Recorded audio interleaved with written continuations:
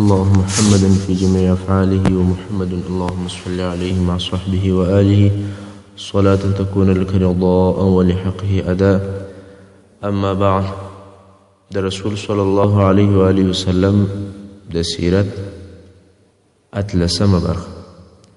په تیره برخه کې مو هغه بیان وکوی چې قریشو و نجاشي ته تحفې او 2 نفر ورلېږلي ول، او تفصیل یې تیر سو چې هغه 2 نفر و نجاشي ته وویل چې زموږ دلته څه مسلمانان مهاجر راغلي دي چې هغه زموږ د شرک په دین هم نه دي او ستاسې د نصرانیت په دین هم نه دي، نو باید چې زموږ سره ملګري کړي. خو نجاشي وویل چې زه یو پله مسلمانان راغواړم، د هغو خبرې ستاسې په باره کې اورېدم او د دوی ستاسې خبرې خو مې د دوی په باره کې واورېدې. نو مسلمانانو ته وویل سول چې نجاشي غوښتي یاست. مسلمانانو په خپل مابین کې سره وویل هر څه چې پیښیږي خو موږ باید رښتیا ووایو، ځکه رښتیا ویل چې دي هغه سړي ته نجات ورکوي. او د خبرو کولو دپاره د رسول صلی الله علیه وسلم د اکا زوی جعفر ابن ابي طالب رضی الله عنه مبارک وټاکئ چې ته زموږ مشر یې، بس ته به خبرې کوې د باچا په مخ کې. اوس چې مسلمانان د نجاشي دربار ته ورغلل، نجاشي ورته وویل تاسې څنګه دین راوړی دی دلته، چې هغه داسې دین دی چې نه ستاسې قوم پر هغه دین دی او نه موږ پر هغه دین. پر مځکه مو یو نوی دین موجود کړی دی، د ځانه سمه یو ایجاد او یو اختراع کړی دی. جعفر ابن ابي طالب رضی الله عنه چې د مسلمانانو د طرفه خبر کوونکی و، هغه وویل ایها الملک، موږ یو جاهل قوم و چې د بوتانو عبادت مو کوئ، د مړه سوي حیوان غوښې مو خوړلې، بد او فاحش کارونه مو کول، صله رحمي مو قطع کوله، یعنې د دوستانو سره مو رحم او شفقت نه کوئ، د همسایګانو سره مو بده ګزاره کوله، په موږ کې قوي ضعیفه خوړی. زموږ دغه حال و چې الله جل جلاله موږ ته زموږ د قومه څخه یو رسول راولېږئ چې موږ ته د هغه نسب، صداقت، امانت او پاکي رامعلومه و. دغه رسول موږ ویو الله ته او د هغه الله جل جلاله عبادت ته ور وبللو، او ویې ویل چې هغه شان چې تاسې او ستاسې پلرو عبادت کوئ بې له الله څخه، چې هغه بوتان دي هغه پرېږدئ. او د رسول صلی الله علیه وسلم ټول حالات او ټول ژوند په رښتیاو کې تېر سوی دی، او موږ ته هم دا امر کوي چې تاسې به رښتیا وایاست، او په امانت باندې د وصولولو امر کوي چې امانت به بیرته خپل خاوند ته ورکوئ، په صله رحمي سره مو امر کوي، په ښه همسایه‌توب سره مو امر کوي، د آزار او د تکلیفو څخه مو منع کوي، او د فواحشو او د درواغو کارو څخه مو منع کوي، د یتیم د مال د خوړلو څخه مو منع کوي. او موږ یې امر کړي یو چې یوازې به د یو الله جل جلاله عبادت کوئ، هیڅ شریک به ورته نه نیسئ. موږ یې د لمانځه په ادا کولو او د صدقې په ورکولو او د روژې په نیولو امر کړي. جعفر رضی الله عنه هغه کارونه چې اسلام په امر کړي ول هغه یو ټول ورته بیان کړ، او بیا یې وویل چې موږ د هغه رسول تصدیق وکوئ او په رسول صلی الله علیه وسلم مو ایمان راوړئ، د ده او د هغه شانو متابعت مو وکړئ چې د الله د طرفه درته راوړي ول. نو یوازې د یو الله عبادت کوو او هیڅ شی د هغه سره شریک نه بولو. هغه شان چې حرام بولو او دی حرام بولی، هغه موږ پر ځان هم حرام بولو او هغه شان حلال بولو چې راته حلال سوي وي. زموږ قوم پر موږ اوس تیری او تجاوز وکړي، عذابونه یې راکړل، په خپل دین کې یې تکلیف راکړي. اوس غواړي چې موږ بیرته د الله د عبادت د ډبرو بوتانو عبادت ته ورکش کړي، او هغه خبیث شانو ته مو بیرته ورواړئ کوم چې موږ پخوا حلال بلل. نو کله چې یې پر موږ باندې ډېر ظلمونه وکول او عذابونه یې راکړل، ځکه یې راباندې تنګه کړ، او کوښښ یې کوئ چې موږ او زموږ دین سره جلا کړي. نو موږ ستا ملک ته اوس رالو، ته مو تر نورو ملکو او تر نورو باچاهانو خوښ او اختیار کړې، ستا جوار مو زړه وغوښتی، او دا مو امید دی چې ستا په ملک او کې پر موږ باندې څوک ظلم نه وکړي. نجاشي پوښتنه وکول آیا ستا سره د هغه شي څخه یو څه شی ستا چې ستاسې رسول د الله د طرفه درته راوړی دی؟ جعفر رضی الله عنه مبارک ورته وویل هو، نجاشي وویل چې راته ویې وایه. جعفر رضی الله عنه هم د سورة مریم هغه آیاتونه ورته تلاوت کړل چې د زکریا او د یحیی علیهم السلام کیسه پکښې وه. نجاشي دومره وژړل چې ږیره یې په اوښکو لنده سوه او هغه نصارا او علما چې اساقفه ورته ویل کېږي هغه هم د قرآن مجید په اورېدلو سره وژړل. بیا نو نجاشي دوی ته وویل والله دغه کلام او هغه کلام چې عیسی علیه السلام راوړی دي دواړه د یوه طاقه یا د یوه کړکینه څخه راوتلي. دغه د زکریا او د یحیی علیهم السلام کیسه د نصاراو سره موجوده وه مګر د قرآن شریف الفاظ او د بیان طریقه معجزه ده. پر نجاشي ډیر تاثیر وکړي. نجاشي د عمرو بن العاص او د عبدالله بن ربیعه طرف ته مخ ور واړوي چې دا هغه د مشرکانو قاصدین دي او ورته ویې ویل اولیا والله هېڅ کله به دوی تاسې ته در تسلیم نه کړم. نجاشي مسلمانانو ته وویل ورځئ بېغمه کښېنئ والله قریشو ته مو هېڅ کله نه ور تسلیموم. وروسته عمرو بن العاص او عبدالله بن ربیعه د نجاشي د درباره څخه ناکامه راووتل مګر عمرو بن العاص چې ذکي او هوښیار سړی و په دغه یو وار ورتګ سره قناعت نه وکړي او اوس فکر وایسي یو هیله او یو چم جوړ کړي. پس له ډېره فکره دا فیصلې ته ورسېدی چې دوم وارې به بیا نجاشي ته ورسي. که څه هم عبدالله بن ربیعه ورته وویل چې دا کار مه کوه دغه مسلمانان که څه هم زموږ مخالفه دي خو زموږ قوم او اقربا دي مګر عمرو بن العاص بیا هم هغه خپل فکر ټینګ کړی و ویل پلالا بیا هم د باچا سره خبرې کوه. عمرو بن العاص سبا سهار بیا د نجاشي دربار ته ورغلی او ورته ویې ویل ایها الملک دغه کسان چې تا په خپل ملک کې او په خپله مځکه کې د سکونت اجازه ورکړې ده دوی د عیسی علیه السلام په باره کې ډېرې لویې خبرې کوي. نجاشي وویل د هغه په باره کې څه ووایي؟ عمر وویل چې په خپله دوی راوغواړه او پوښتنه ځینې وکړه چې دوی د عیسی علیه السلام په باره کې څه وایي. نجاشي دویم وار بیا مسلمانان راوغوښتل. مسلمانان پوه شو چې قریشو بیا یو حیله یو چم جوړ کړی دی. مسلمانانو په خپل مابین کې یو مشوره سره وکوله او پر دې فیصله وکوله چې د نجاشي د هرې پوښتنې جواب په رښتیا او په حق ویلو سره ورکوو ځکه حق همیشه کامیابه کیږي. کله چې مسلمانان د نجاشي دربار ته ورغلل نجاشي پوښتنه ځینې وکول چې تاسې د عیسی علیه السلام په باره کې څه وایاست؟ جعفر رضی الله عنه مبارک وویل موږ د عیسی علیه السلام په باره کې هغه څه وایو چې زموږ نبي راته راوړي دي چې هغه عبدالله دی او رسول الله دی او روح الله دی او کلمت الله دی هغه چې د مریمة العذراء البتول په نس کې بې له پلاره اچول سوی دی او بیا د سورة مریم د 14 نمبر آیات څخه تر 34 آیاته پورې ورته تلاوت کړه چې په دغه آیاتو سره جعفر رضی الله عنه د عیسی علیه السلام قصه پای ته ورسول او په دغه آیاتو کې دا واضحه او ښکاره ده چې د عیسی علیه السلام پیدا کېدل فقط یو الهي معجزه ده چې بې له پلاره د مور څخه پیدا شو او عیسی علیه السلام په خپل الله نه دی او کم اختلاف چې نصارا د ده په باره کې کوي چې څوک یې په خپل الله بولي یا څوک یې د الله زوی بولي العیاذ بالله دا ټول بشري او انساني اختلافات دي خو په حقیقت کې عیسی علیه السلام هغه انسان او بشر دی چې الله په خپل کتاب کې ذکر کړی دی چې عبدالله دی او رسول الله دی او د موره بې له پلاره پیدا سوی دی. کله چې جعفر رضی الله عنه د آیاتو د ویلو څخه فارغ شو نجاشي وویل صدق الله العظیم الله رښتیا وایي او د مځکې څخه یې یوه خاشه راپورته کړه ول والله عیسی علیه السلام تر دغه چې تا وویل دغه یوه خاشه فرق هم نه درلودی یعنی عیسی علیه السلام بنده او د الله رسول دی او د پیدایشت په دغه معجز ډول سره پیدا سوی. هغه درباریان چې د نجاشي په مجلس کې حاضر وو او د هغو عقیده دا وه چې عیسی علیه السلام په خپله الله دی هغو مخالفت ښکاره کړ. نجاشي ورته وویل که څه هم تاسې مخالفت کوئ بیا هم والله عیسی علیه السلام د دوی له بیانه څخه یوه خاشه فرق نه لري او نه درلودی. نجاشي امر وکړي چې مسلمانان دې ولاړ سي او په امن او په بېغمي دې ژوند کوي او هیڅوک په ازار نه ورسوي او خپلو درباریانو ته یې وویل چې د دوی هغه هدیې او تحفې بیرته ورکړي زه هغه ته ضرورت نه لرم الله جل جلاله زما څخه رشوت نه دی اخیستی چې زما بچی بیرته ماته راکړه او زه اوس په خپله بچی کې رشوت واخلم. ام سلمه رضی الله عنها مبارکه وایي چې د دې قصې روایت دا کوي وایي بیا نو دغه 2 نفره چې د قریشو قاصدان ول د نجاشي د درباره څخه بد مخ ووتل او هغه هدیې چې دوی راوړي وي هغه یې بیرته ورکول شوې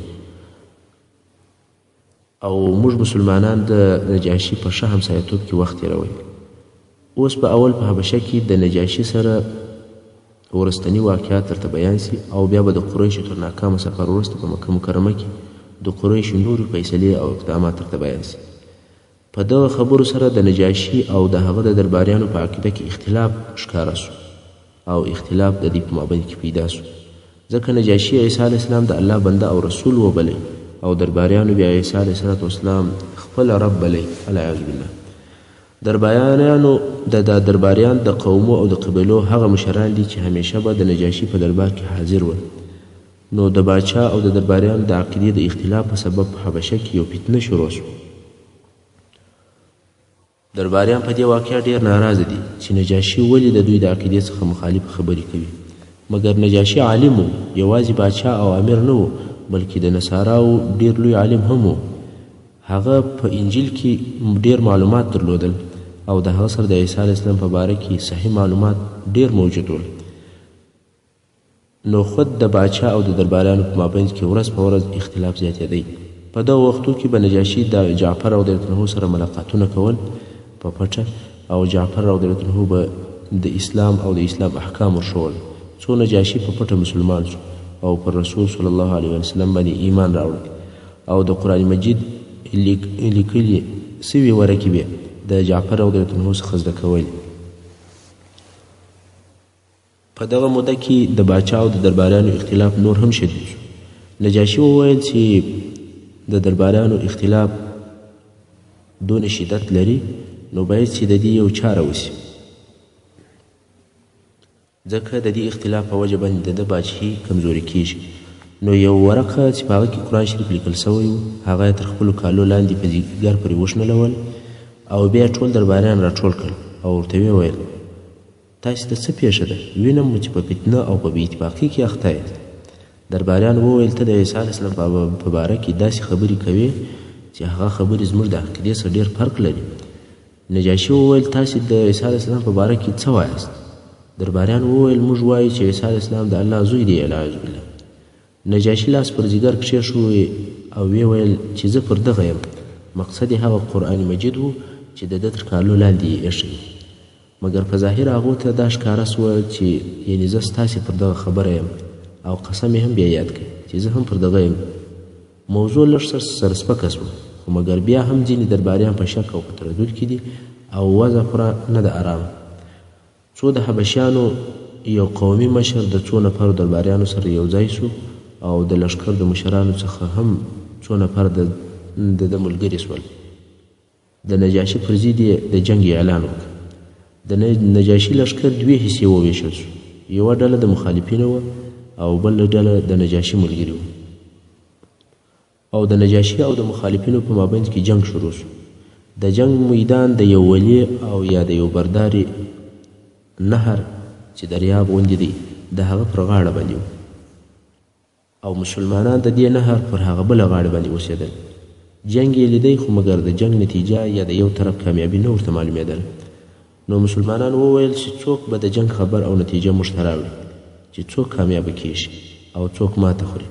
که نجاشي کامیابه سو موضوع په خیر ده، ځکه هغه زموږ پر طرف دی، او که مخالفین کامیابه سي نو زموږ ژوند بیا په خطر کې دی.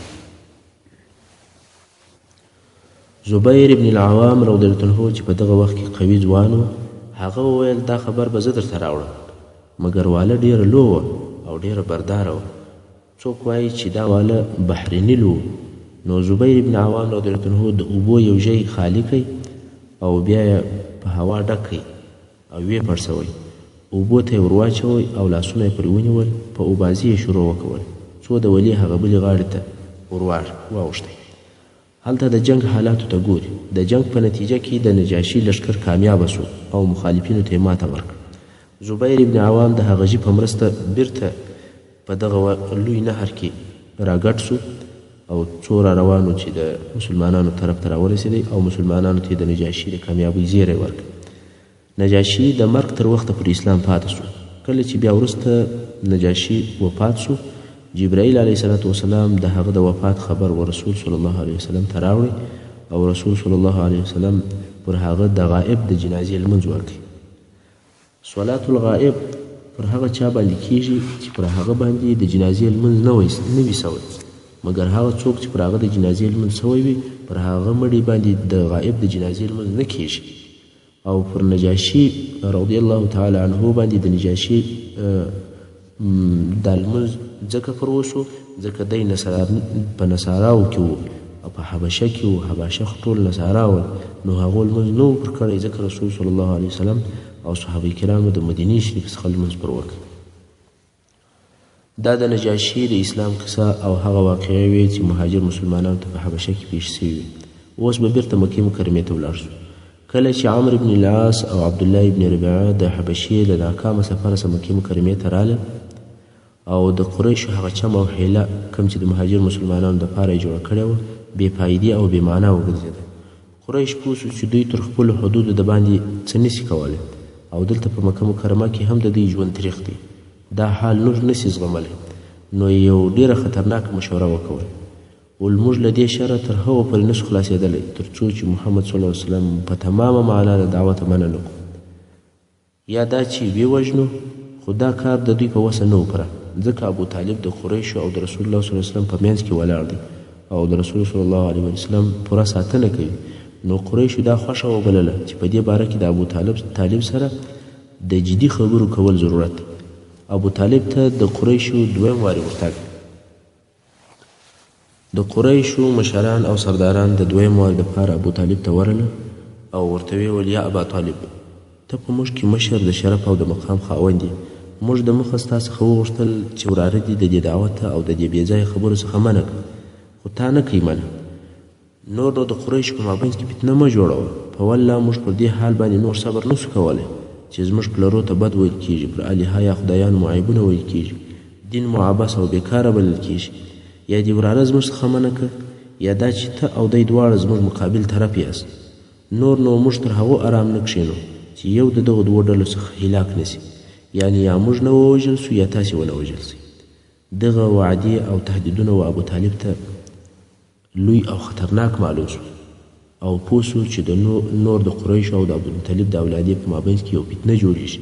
نو یې رسول صلی الله علیه وسلم مبارک راوغوښتی او ورته ویې ویل ای وراره، ستا قوم ستا څخه شکایت لري او ما ته راله دغسې یې راته وویل. نو زما او د خپل ځان د ساتنې فکر وکړه او پر ما دونه بار مه ایږده چې زه یې د وړلو طاقت نه لرم. دغه موضوع باید چې حل سي، یا داسې ته چپ سي یا بله لار وسنجو. دا نه د صحیح خبره په دغسې حال باندې پاتې وي او په آخر کې لو فتنه جن جوړه شي. د رسول صلی الله علیه وسلم مبارک دا خیال او ګمان سو چې اکا مې زما د مرستې څخه لاس اخلي او اوس زما کومک نه کوي او زما د کومک کولو څخه عاجزه سو. نو یې وویل ای اکا، په والله که کفار زما په راسته لاس کې لمر او په چپه لاس کې سپوږمۍ کښېږدي او راته ووایي چې دغه کار یعنې د دین تبلیغ او د اسلام دعوت پرېږده، تر هغو بیا نه پرېږدم چې یا به د دې دین اظهار او ښکاروالی کېږي یا به زه هلاکېږم. بیا نو رسول صلی الله علیه وسلم مبارک وژړل او د اکا څخه په خواشیني سره ولاړ سو او روان سو. ابو طالب چې ډېره مهربانه اکا و او د رسول صلی الله علیه وسلم پر خواشیني کېدو یې طاقت نه درلودی، پسې ورغږ یې کړی. رسول صلی الله علیه وسلم چې مخ ورته راواړوه، اکا یې ورته وویل ای وراره، ورځه هر څه چې دې خوښه وي هغه وایه، په والله هېڅ شی او هېڅ څوک به نه در پرېږدم او هېڅ چاته به دې تسلیم نه کړم. او بیا یې دغه شعرونه وویل والله لن يصلوا إليك بجمعهم حتى أسجدوا في التراب دفينا فاصدع بما تؤمر فاصدع بأمرك ما عليك غضاضة وأبشر وقر بذاك منك عيونا. یعنی په والله ټول قریش به په خپل ټول قوت او طاقت سره تا ته در ونه رسېږي او په تا به هېڅ ونه کوي تر څو چې زه په خاورو کې نه یم ښخ سوی، او په عزم او په همت سره به ستا کومک کوم او ته په عزم او په همت سره خپل د دعوت کار کوه. پر تا هېڅ خطر او ملامتیا نشته او زه خپله هم دا وعده در سره کوم او تا ته زیری در کوم او ستا سترګې دې په دې زیري باندې یخې وي، یعنې د زړه مراد به دې حاصل سي او خوشحاله به سي چې زړه دې غواړي هغه وکړه. دا هغه قومي اتحاد او اتفاق و چې د هغه په سبب یې د رسول صلی الله علیه وسلم ملاتړ او تایید کوئ. چې همدغه د ابو طالب ملاتړ او مرسته د رسول صلی الله علیه وسلم د دعوت او د اسلام د دین د اظهار او د هغه د قوت او د طاقت سبب وګرځېدی او د ابو طالب د اسلام د قوت یو منبع او مصدر بلل کیږي. رسول صلی الله علیه وسلم نور هم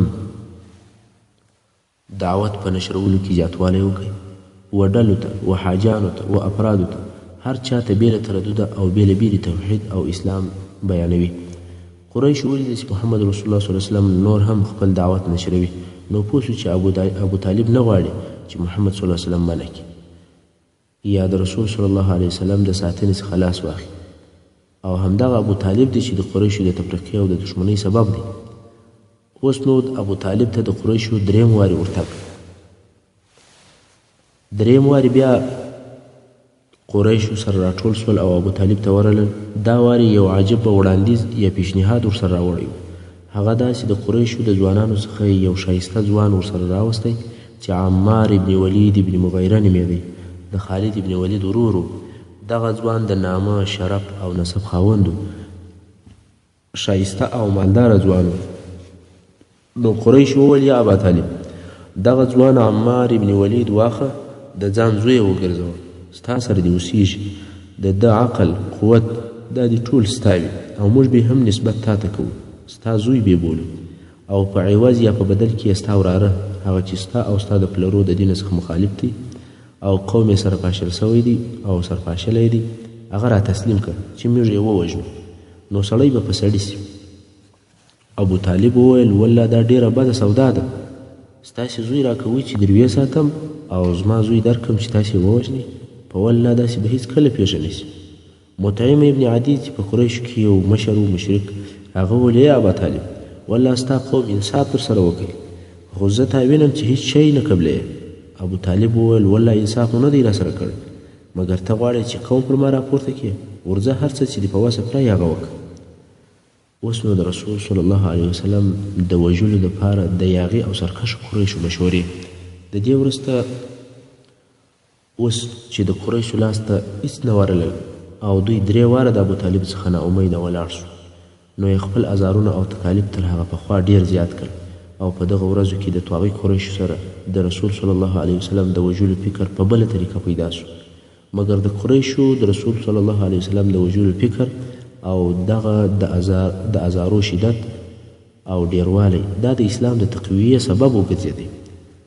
هغه دا چې د مکې مکرمې 2 نامتو پهلوانان او قهرمانان د اسلام و دین ته داخل شول، چې یو یې حمزه ابن عبدالمطلب او بل یې عمر ابن خطاب رضی الله عنه.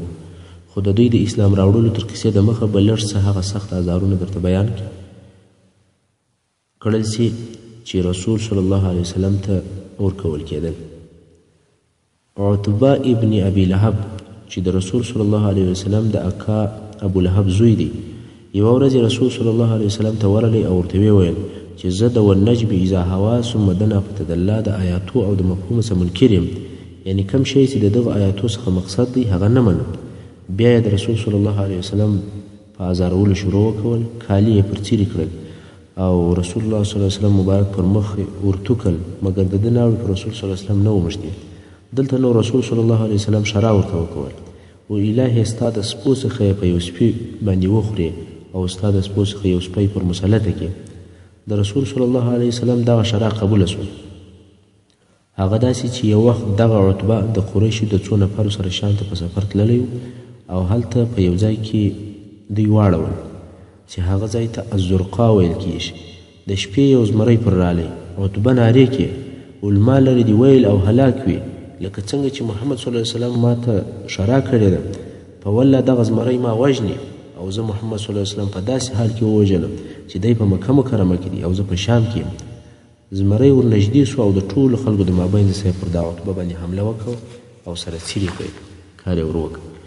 د قریشو د قاتلانه اعمالو څخه یو هم هغه و چې رسول صلی الله علیه وسلم په حرم شریف کې لمونځ کوی، د سجدې په وخت کې عتبه ابن ابي معیط کافر رسول صلی الله علیه وسلم پر مبارکه غاړه باندې پښه ور کښېښوله، تر دونه وخته پرې یې کښېښله چې قریب و د رسول صلی الله علیه وسلم نه پس وخیږي.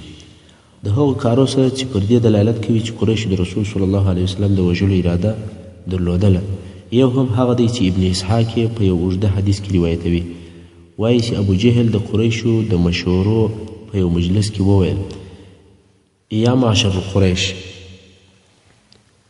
یعنی ای د قریشو ډلې یا قومه، تاسې وینئ چې محمد صلی الله علیه وسلم ته بل کار نه دی پاته بې له دې څخه چې زموږ پر دین باندې بد ووایي، پلرونه مو بېعقلان او ناپوهان وبولي، زموږ الهه یا خدایان په بدو نومو سره یاد کړي.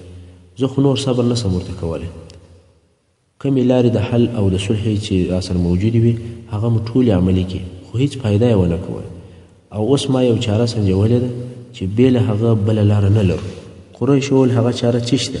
ابو جهل علیه اللعائن الله وویل: زه محمد صلی الله علیه وسلم وژنم.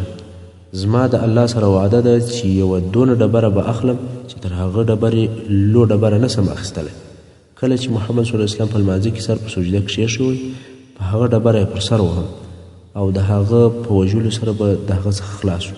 بیا نو ستاسې خوښه ده او ستاسې اختیار دی چې ما د عبدالمناف اولاده ته ورتسلیموئ که مې دفاع کوئ. حتی که د عبدالمطلب اولاده ما مړ هم کړي، خو زه دغه کار کوم. ابو جهل د دې امت فرعون او د شیطاني اعمال. قریش وویل: یا والله هېڅکله دې چا ته نه تسلیمو، موږ ټول ستا دفاع کوو، هر څه چې د زړه غواړي هغه وکړه.